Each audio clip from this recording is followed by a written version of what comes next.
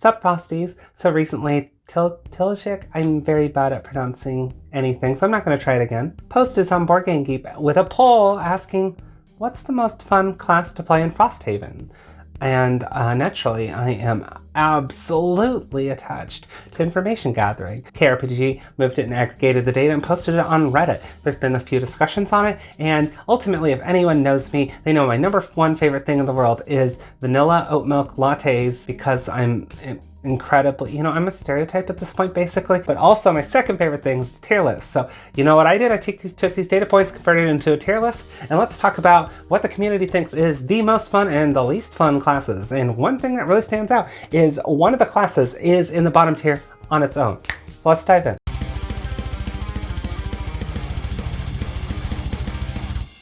Be sure to like and subscribe, and if you want to support the channel, please consider visiting Patreon. Also, we have a Discord community where we talk about Frosthaven and shitpost a lot. So I do want to preface this is all opinion, personal thing. So if you like a class, personally, I disagree with a lot of the rankings, but I really think it's interesting to see how the community voted this way, and I kind of want to dig into that. So just don't take it personally if one of your classes was rated high and you're like, I didn't find that fun, or the vice versa.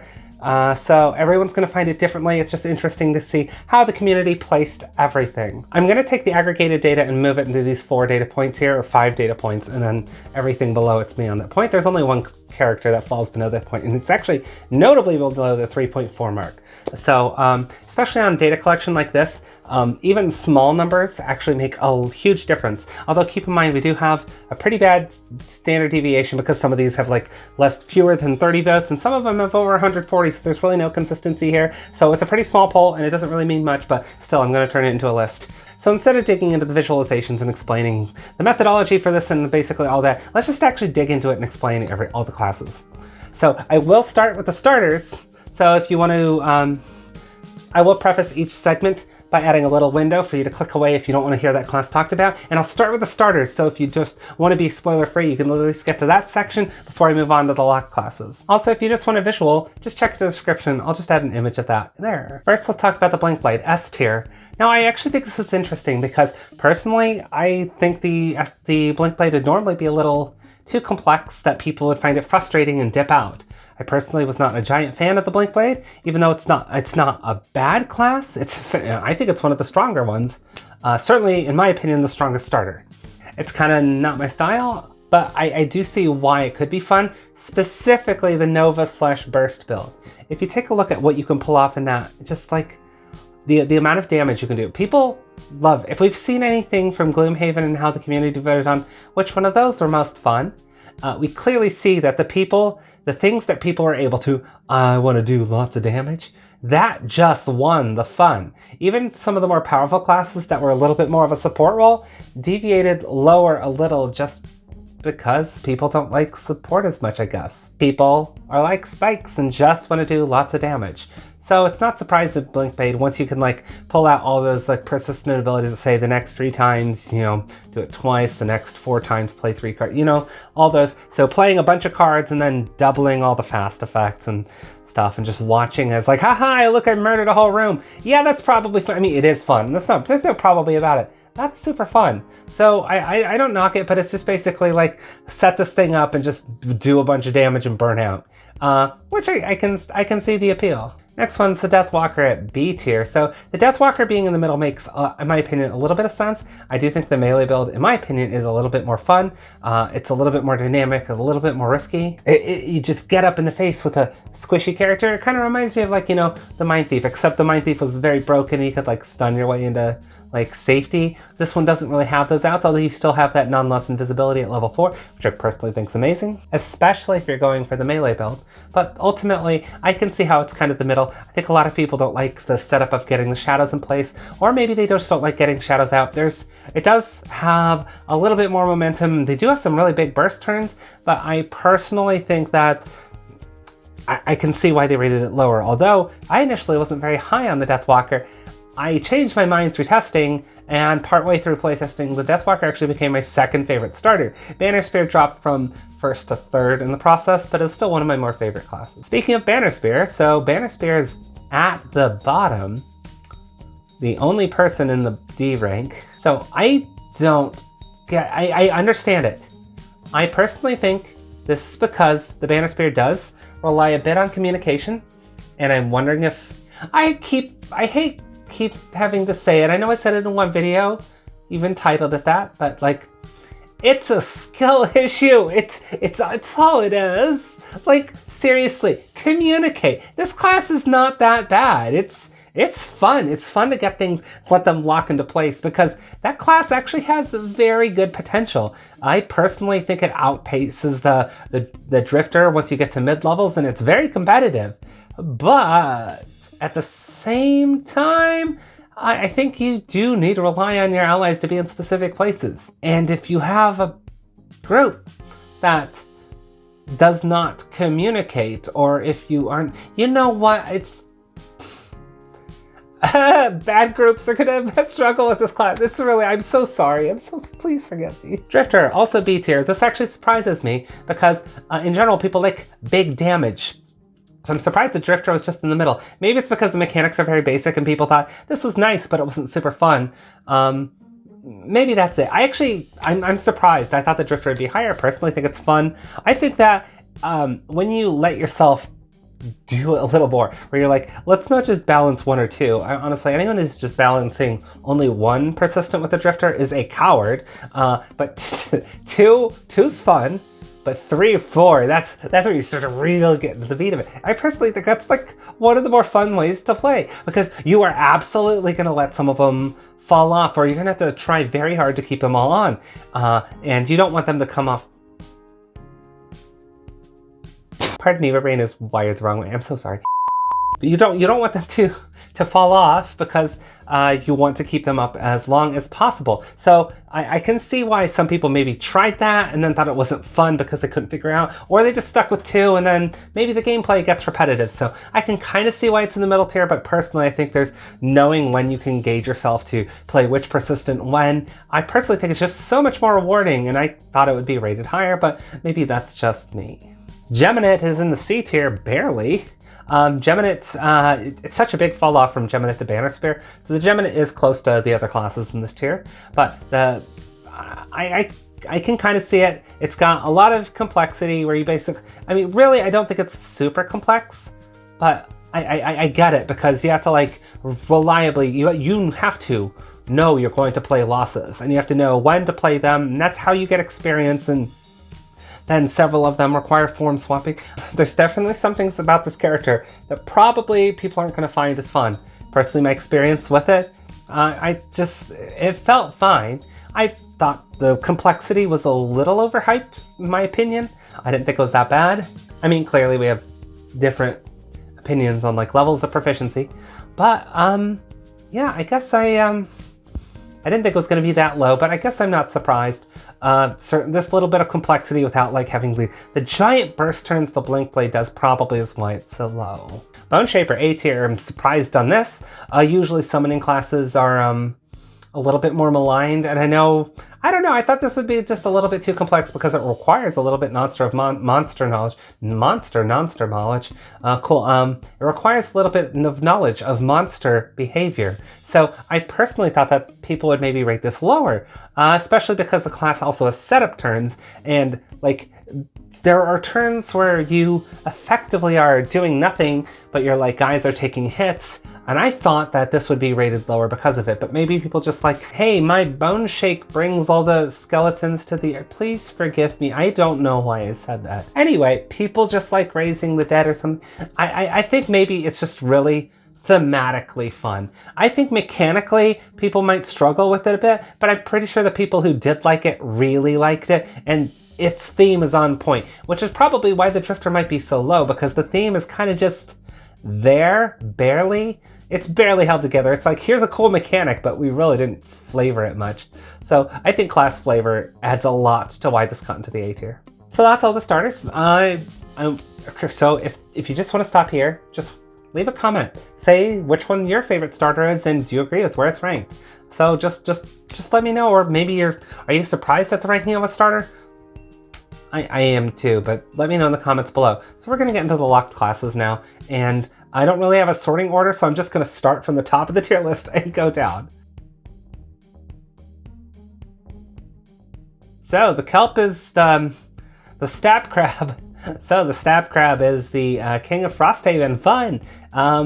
Look at this little party crabs. Can clearly see that they understand why it works. Honestly, I'm not sure which version, because I thought people would be a little bit off on this because there's definitely some setup. I personally love the Bane build. I think that's one of the more fun ones. And I know there's setup. I'm wondering if people are literally just doing like the multi-attack and just putting as many status effects like poisoning and then doing 3 hits and dropping like wound and just doing stuff like that. So, I mean, that's entirely a possible way. And you draw lots of cards. I could see how it might be fun. And then you teleport, go invisible, and it's a crab. I'm wondering if just the whole like, you know what I get to do? What? I get to be a crab and I get to stab. Like, is the basis for like what it is to have a fun class that easy? And the answer is yes. That's really all you need for theme. I mean, obviously you could. The class is fun to play too, but also theme. Yeah, it's fun. Shackles. So this BDSM guy, honestly, the first time I saw this in playtesting, I'm gonna go to level 6. Hopelessness. When I first saw this card, I'm like, this card is so stupid. Like, you have to like set this up with like this one. I mean, obviously you have, as soon as I was thinking, I'm like, this is stupid. This is stupid. I laughed because I saw the card and it just looked like the dumbest thing in existence. Like, what? Who would, why is this? And it took me like less than 10 seconds to be like, oh, well, you can pair with, oh, God. Oh, that's really, oh shit, this is really good. So, I mean, it didn't take me long, but the first like 3 seconds, I was like, are you kidding me? Why is this? Oh, this is such a, it just looks like such a troll card, right? Bane Self. Nothing else on it. Bane Self. Oh. Anyway, that card's really strong. Whole point is there's so many cards that are just silly like this that you think, oh, that's stupid. Like, the funny part is when I first started playing this class and I was like wounding and poisoning myself and I was like, oh, I wonder how I'm gonna deal with this. No, it's actually really easy. And I didn't realize how much I'm gonna do as much as possible. Cause I'm like, oh man, I'm gonna immobilize myself if I do this. How am I going to handle this in like the next turn? Cause I'll have to, and then I'm like, oh crap, I'm just gonna dump all of it onto this guy, then move away. And I'm like, wow, it was super fun. It was the first class that I thought, I didn't really have a great idea of how to play it going in. I actually I would have changed out a couple cards. And even then, some of it's like lost summons just have cool effects. Honestly, this class is just one of the most fun and well-designed classes ever, just because it's also very silly. Also, we stand our BDSM daddy. Drill. It's not surprised, Drill Daddy rounds off our S tier entirely. This one's just such a fun class because you're just bouncing pressure up and down, get it to the max. Honestly, the momentum from it is just super fun. And then like seeing, because you can get cool effects if you can get it all the way down. So you figure out, how do I get pressure down? Just the ability to play a character, first off, that doesn't even attack at all. That 3 perk where you're like, dude, I died, but I didn't, and now I'm gonna come back at these cards. It's just every part about this class just seems so cool. Plus you have the ancient artifact throwbacks. You unlock it by, discovering it from the puzzle book. Honestly, the whole thing is just, it's so charming. And it feels like such a different way to play. And there's so many of these like persistent abilities that some of them have drawbacks, but they last like forever. And honestly, it feels like it changes like completely differently on how you play it. And you can customize it per scenario. Because like, you're not going to need bronze plating every scenario, but man, the scenarios where you're getting all those enemies surrounding you, jeez, it's so good. Honestly, there's just so many cards that are just well designed. Plus, hey, also bringing back non-lost stuns early. It's just really nice. So now we're in A tier, so let's talk about the other crab. So Rave Crab is a little tier below Stab Crab, but Rave Crab, right, Crashing Tide, whatever, Rave Crab.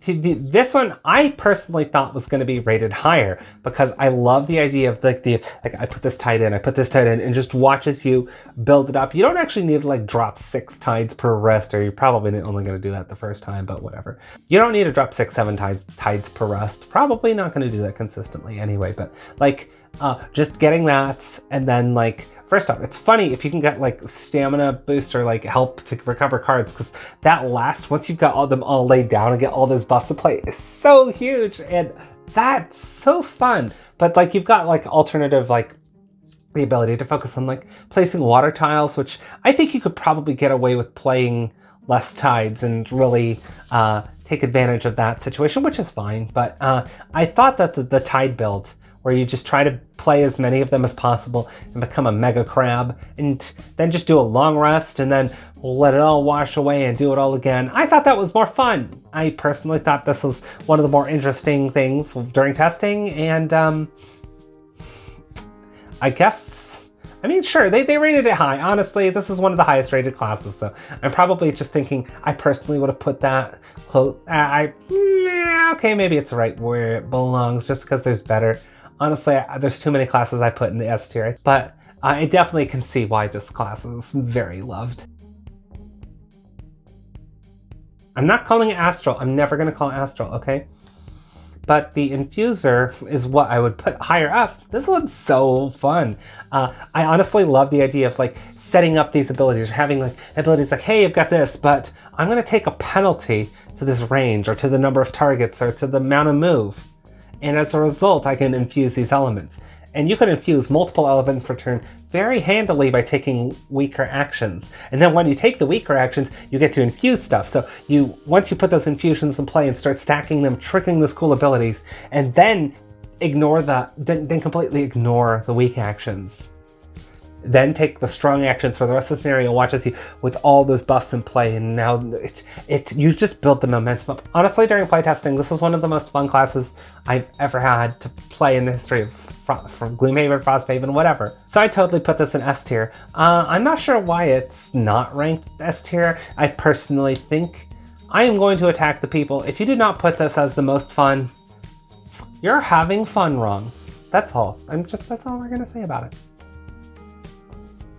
And the Shatter Song rounds out the A tier.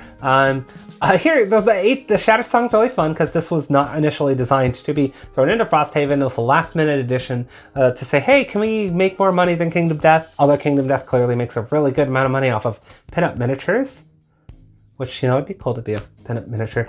Please, I'm so sorry that I said that. But like, it's first off, love the design, just completely crystal all over. Love the theme, just screaming the whole time.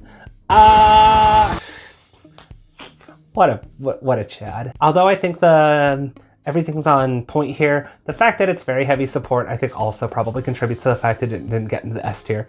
Theme-wise, it's super fun. It's just really, I love resource-based classes, so I can obviously see why this is pretty cool, but I can see also why it's not necessarily as I generally want a little bit more impact, even though it is pretty strong. I can see it, but it's clearly, if you look at the votes here, it's not necessarily community consensus. Also, there's fewer people that tried it out, so this is definitely one I can see bouncing around. I personally think because people don't favor support as much, I would not be surprised if over time this fell to the B tier. Alright, so everyone who put Hive in this tier is also wrong. Hive is not a B tier. This is one of my most favorite ones to play. Just bouncing around, rotating between these, being like, hey, I'm shooting 2 missiles this turn. Also, one of those missiles was a summon, and now it's in your face. Now that summon that's in your face, it's me, and I am punching your face. And now that guy back there that was shooting 2 missiles is continuing to shoot 2 missiles.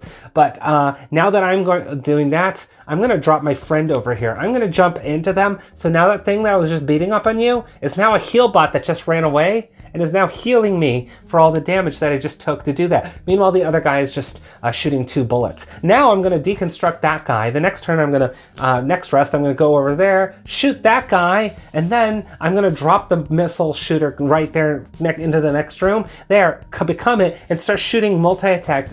It's so fun. This is one of my, if it wasn't obvious, this like getting the robot Shinji. Actually, I don't think it's more of a Shinji. This is not Unit 1, it's more like Unit 2. Definitely looks closer to Unit 2 in like color scheme. And everyone, first off, loves Unit 2 because all my cis homies, when they were teenagers, wanted to look like Asuka.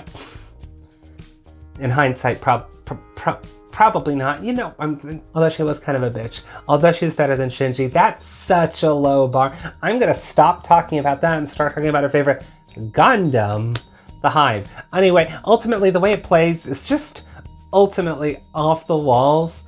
I personally, when I first saw this class, and I was like, Isaac, what is this? This is so insane. And it is one of the most fun that I played during playtesting, and when I actually got to play it, I had such a short retirement, so I'm going to revisit it again, but I still want to play like every class in Frosthaven in my actual campaigns. Real pros have 2 copies of Frosthaven, but I'm just really excited to play this class again. This is definitely one of my favorites.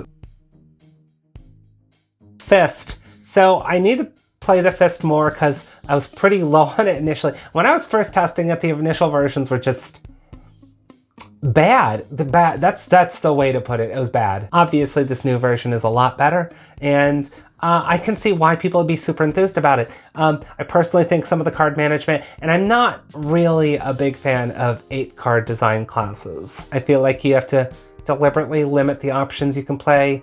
I think 9's just on the low end, but 8 just feels like you have too few options. It doesn't feel like you have the ability to bring those niche cards, and this one's basically a 7 card class because you basically have to bring one with the mountain, and I don't care what like posts you've pulled up. I'm like, hey, you can play without it. Yeah, and you'll be worse. Even if you like, don't bring it for the bottom. The bottom outclasses basically almost all the bottoms. The high level bottoms still.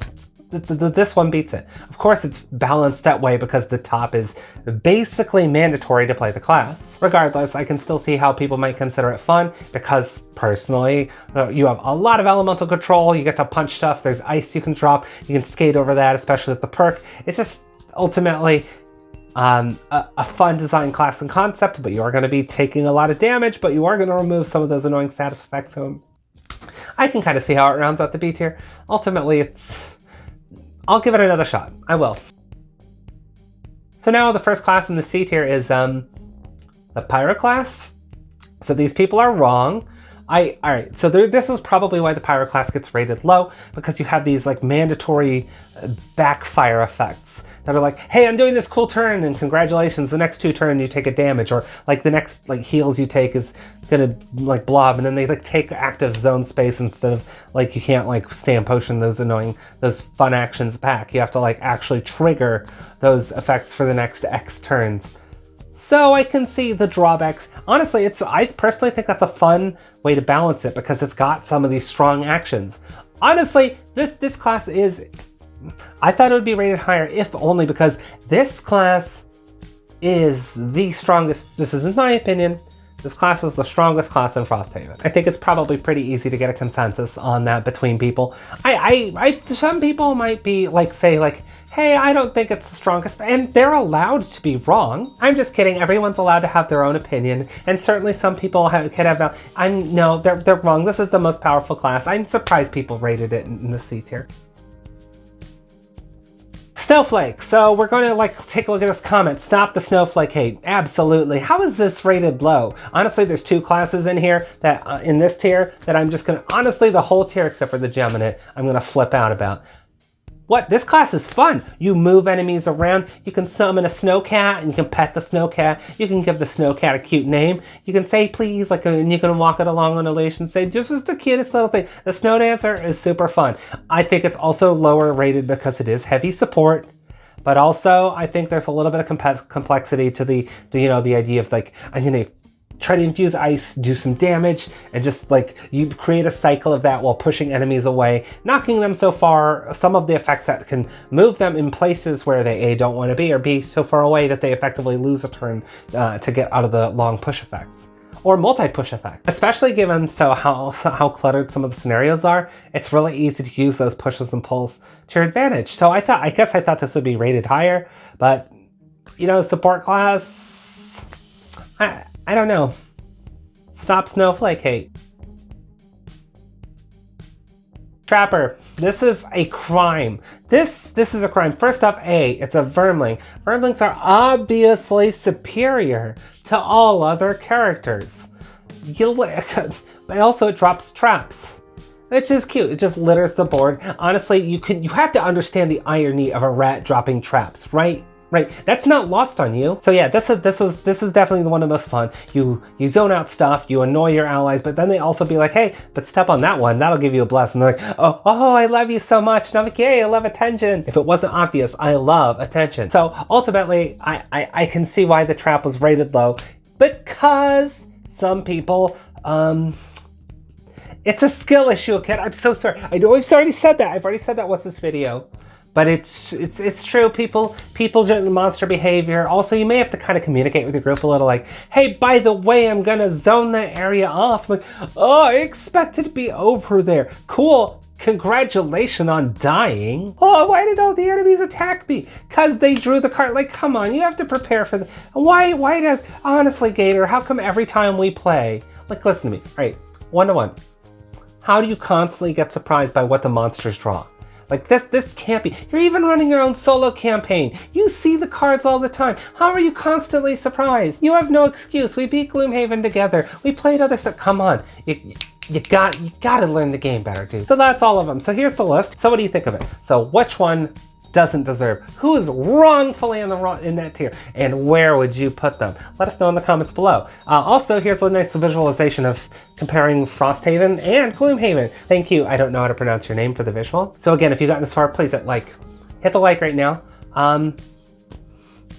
Whatever I gotta do, hit the like button, let me know. So first, thank you to this name right here in KRPG for, first off, aggregating the data and collecting the data. I love doing data analysis. It's literally my actual job. Data analyst is literally my day job. If this did not surprise you, I don't know what it is, but thank you to you, two of you so much. Thanks all to my Inox tier patrons. Seriously, this is really taken off this year, so I'm very happy. Thanks all of you. This has just been wonderful, and it does mean a lot. Thank you so much to you. Your support means a lot. It really does. So thank all of you patrons. Thanks all of you for watching.